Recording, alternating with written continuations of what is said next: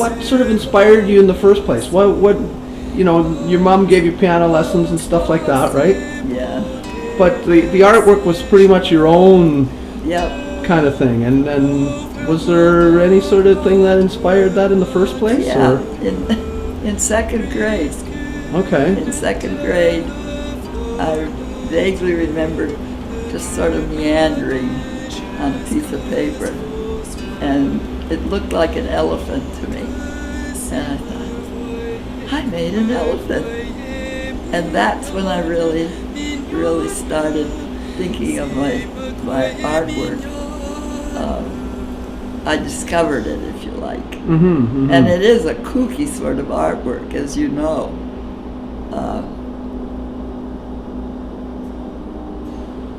It picks up odd relationships. For instance, my uncle,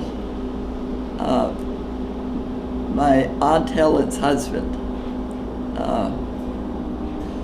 parted his hair in the middle. And, you know, when you part your hair in the middle, the two sides sort of go up like this. This was years later, and I said that he looked like a can opener. And the can opener has the butterfly nut on it, Mm-hmm. with the part down the center and the two lobes. Mm-hmm. So to me, he looked like the can opener, which sounds kooky. And nobody really understood what I was talking about. But it's that sort of odd correspondence between a reality and my artwork that strikes me. And that's why these little animals and stuff that I'm drawing now take advantage of that sort of odd little correspondence of form and stuff. And instead of just being mechanical, they begin to develop a life. They aren't just mechanical solutions to problems. They have a sort of alive quality. I can't put it better than that. Mm-hmm. Okay. So I'm trying to describe the artwork that I recognize for myself in what I do. Mm-hmm. Mm-hmm. And that's what I see, and that's what I've gone back to doing with the artwork. Okay. That's why. So do you feel your artwork's sort of come full circle in a way? You've gone back to more something close to when you first started? Well, I suppose for the last few years I've been trying to get back down to the roots of my artwork. I have, deliberately. And that's what's appearing. Okay. I haven't phrased that very well. I haven't described it very well. Okay, well that's all right. Sometimes it's hard to put things into, this sort of stuff Yeah. into words. But, so when you were in university, I mean, obviously that's quite a bit later than grade 2, Yeah. but I mean, you wanted to go to university and study art, but your parents kind of vetoed that. But My did you mom- take some art as on the side kind of thing? Yes, I did, all the way through. And even when I was studying for my PhD in biochemistry and stuff, I was still painting on the side. Mm-hmm. I'd gotten to oil paints and stuff like that. And when I was a graduate student, I had a roommate one year who was an artist model. We used to paint together on weekends and stuff. Mm-hmm. So the artwork has always been there. And it's people that I relate best, people and animals that I relate best to. Mm-hmm. And I gotta just interject here because I don't know if you'll remember this piece, but it's in our bathroom at home. It's I'm not sure what the medium is. It's probably watercolor or something like that. It's one of your early '90s ones. It's a rabbit. A rabbit. It's kind of blue and white and gray, and it's the head of a rabbit looking at you. Oh, I don't even remember that. Okay, I think probably at the time you just kind of tossed it off. It's got a kind of a whimsical, kind of Right. quick kind of a quality Right, to it. Right. And but the more I look at it, the more it reminds me of Daddy. Really? And it's so which could have easily crept in there, right? Yeah, yeah. Without you even thinking, it could have been Yeah, that's subconscious true. or something, Yeah, right? that's And true. so the animal person kind Yeah. of thing, right? Yeah, that's true. Anyway, without you getting a chance to look at it, it doesn't Yeah. help. But Yeah. I was thinking that yesterday. I started thinking about asking you questions Yeah. yesterday, and I was looking at that one. Yeah. And, anyway, Yeah. sorry. No, that's all right. I had an interesting experience in high school when I was taking one of my biology courses.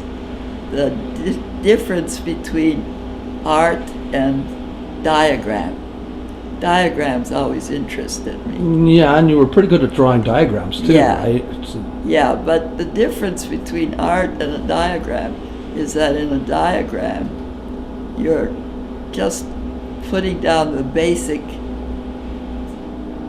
shape of a thing. Mm-hmm. And I've discovered that by making we were supposed to be drawing the parts of an onion, and I drew a picture of an onion, really closely observing the onion. So it was an art approach. Mm-hmm. And then I did the diagram of so many petals, all that stuff. Mm-hmm. And it suddenly clicked with me the difference between diagram and artwork. Yeah, artwork's got a personal component that diagrams That's don't, right. That's right. In a diagram, you're always trying to be clear and pure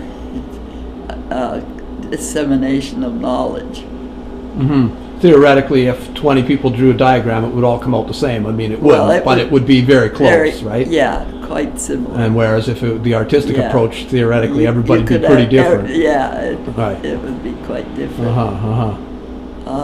But no, my artwork's always been a part of my life, Mm-hmm. in one form or another. And so were there any sort of the masters that were inspirational for you, or did you, I guess you probably didn't even discover that stuff till maybe a bit later, eh? Yeah, I discovered it later, but Picasso has always been one of my... The abstract thing. Yeah, the one. Okay. I mean, his work, he was so gifted, he just tried it all, and it all just seemed to roll out of him year after year after year. Right, And right. and I gather from reading biographies of his life that he was a pretty shitty character Okay. in many ways, but he certainly could express himself. Mm-hmm. Mm-hmm. Yeah. I took life drawing courses all the way through, even when I was just starting out on my graduate studies. I was going to life drawing workshops and stuff, learning to draw the figure. And you'd think I'd draw it better after all the time I've spent learning how to draw it, but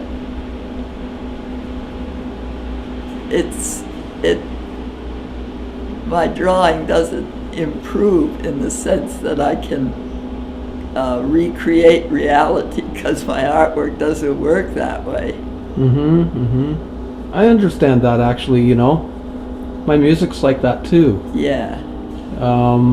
Certain aspects have improved, but some things haven't That's changed right. at all from day one. That's right. It doesn't matter how much study you put in, it just doesn't gel that way. Mm-hmm. Mm-hmm. Yeah.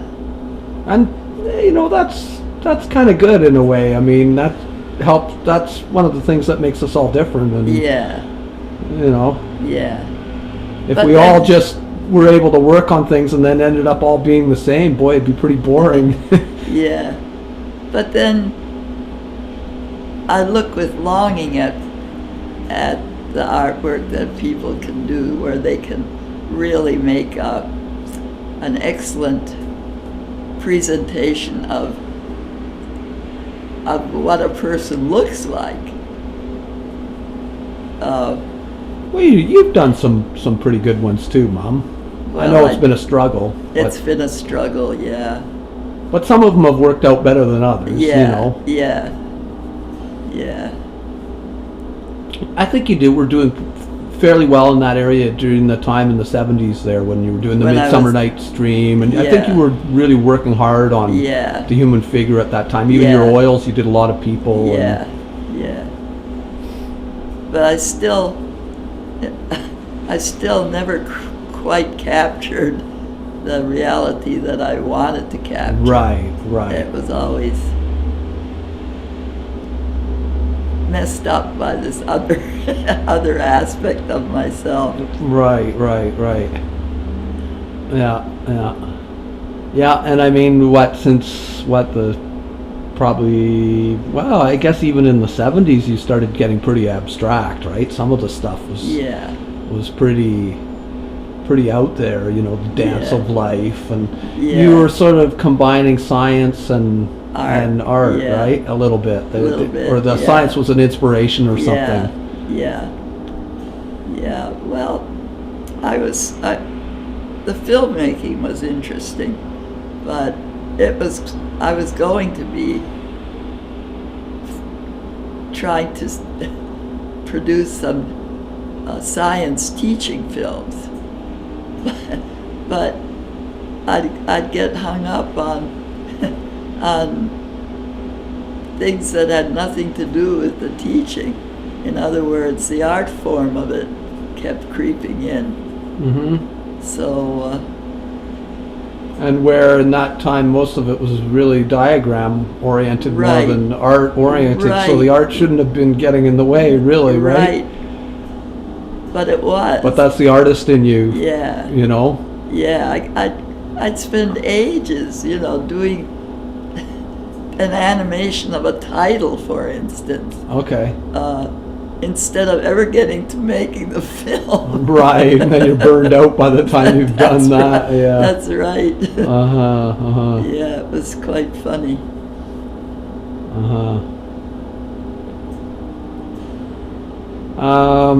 Were there any people along the way sort of that were inspiring or mentoring or kind of helped you at all, or helped or inspired, I guess?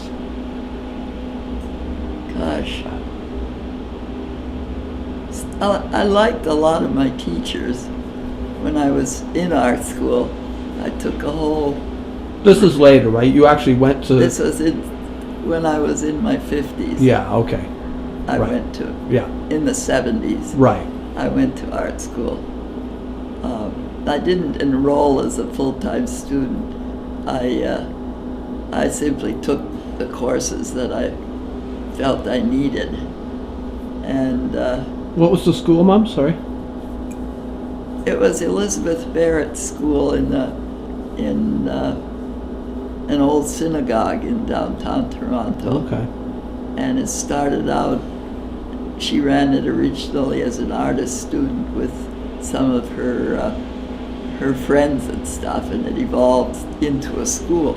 Okay. And it's gotten more and more distinctly a school. I think it's still running in Toronto, Right, okay. but it's a full-fledged art school, local art school now. Hmm. But I was able to take nude drawing, for instance, a figure, Mm-hmm. from very many different aspects. So you still haven't given up. I haven't given up trying to do the human figure, Right. which I found totally fascinating. There were different aspects to the teaching of the figure. One of my teachers there called his study of the figure perceptions, so that it was closer to what I was capable of doing. Okay. So you draw fast and loose and gestural, and draw a perception of a person rather than going for a really lifelike. And you were probably good at that. Yeah, it suited me. Uh-huh. I also took some of the other courses where the study of the way it was put together was the crucial thing from a drawing and painting aspect. And then there was still a third approach that was present in the school, and that was by someone who was interested in the skeleton, the muscles, and how it all worked from the inside out. And so I studied. So sort of turning the diagram into the art. Right. Well, more than that, we got into Gray's Anatomy, where we spent time in effect dissecting. We had a full-scale skeleton in the class. Okay. And we were supposed to study the musculature, for instance, of a leg. Right. See how the muscle wrapped around the bone and all that stuff. Uh-huh. So there were 3 distinct approaches to the figure that I was very fortunate to get in this art school. Mm-hmm, mm-hmm. But then you kind of stopped drawing people after that, well, didn't you? I did, and I did. That's. I think I think since you've been out here, I mean, I don't really know a lot of what happened during the 80s and stuff, but since you've been out here, I can't really think too much of too many figurative sort of people type drawings. Really, it's mostly been more abstract. Yeah. There might be people sort of in the abstractness or whatever, but Right. it's always been kind of more of Right. I don't know, I say abstract because that's the word I Right. can think of, but there Right. might be another word that better Right. describes it. But Right.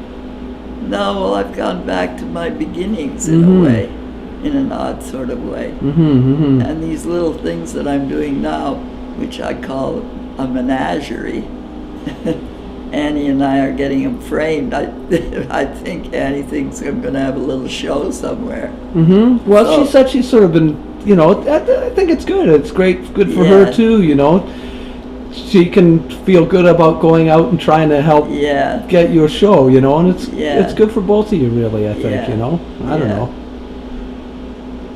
So, Yeah, she seemed real enthused when I talked to her about it. We talked a little bit about it, and she said that right. about the show on Quadra, and then the place Yeah. closed down, and, Yeah. and then you had the show here, and you sold one here too, Yeah. and she was thinking about where else, right? I think she's thinking about over near where we used to live on Graham there, Right. Ryan's coffee place Right, there. right. he- Right. I know him from the Causeway, eh? Oh, He used to yeah. have one of the coffee carts Oh, down on the yeah. Causeway, and then Oh, he ended yeah. up getting a place there. Yeah. So, and I think Annie knows him from when she lived on Graham.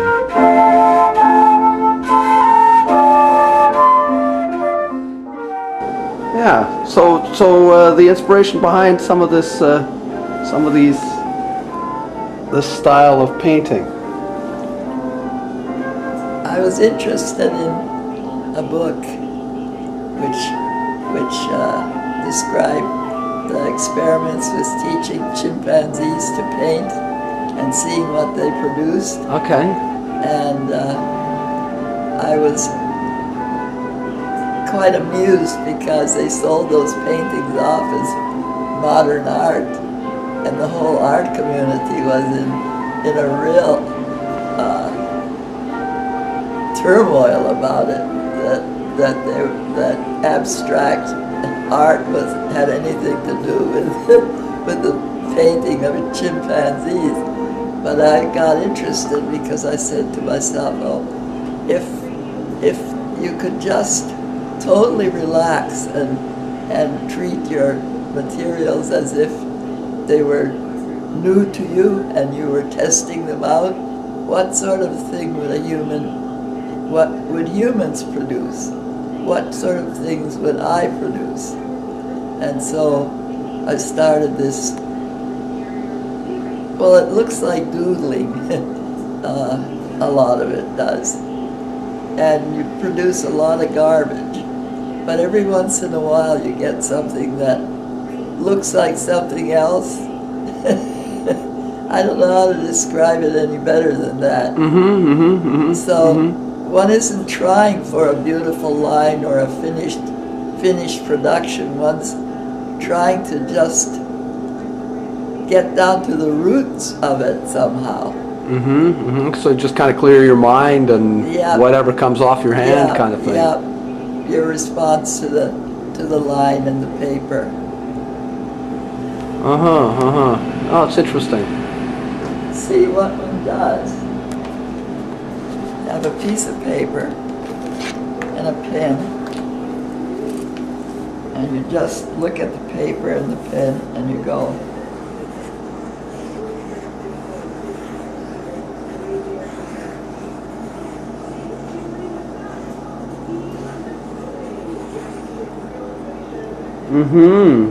Now, So it's pretty quick. then you pick colors and color in the areas, and as you're coloring the areas, you're beginning to form some feeling of an image that this reminds you of. And if it's interesting and the colors work out well, then you might get something that actually looks like something. Right. But it doesn't look like it really. So you have to bring some imagination when you're viewing the finished product. And it might not read to you at all. Well, that's okay. Yeah, that's interesting.